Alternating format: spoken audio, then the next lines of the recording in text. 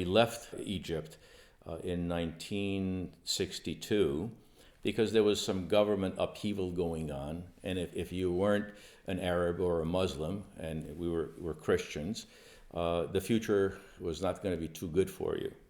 So my father and mother took the opportunity to see if there were any parish openings in the United States, and within 3 months we just got up and everything was arranged very quickly. I guess they needed a priest here badly, and we ended up in the United States. The decision for medical was pretty much put in my head by my parents. I worked in that direction. I didn't know if I want to be a doctor. I had no idea. I got into not only dental, but I also got into medical. But I realized that in dentistry, you have a little bit better control of your family life because of the hours that you can keep. Yeah, there's emergencies, but not the same level. So I made that decision, and I never looked back.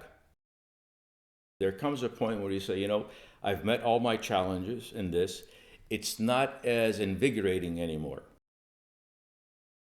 So that's when I decided, before I start detesting what I'm doing, let me just finish up.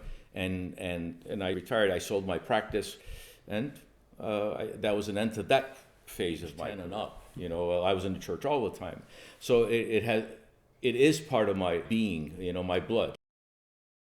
The challenging part of teaching the choir is the motivation part of it. You got to remember that it's not a paid position. It's a volunteer position. Obviously, everybody's working their own jobs during the day. Even though it's volunteer, they wouldn't be singing in the choir on a weekly basis if there wasn't a love for that to begin with.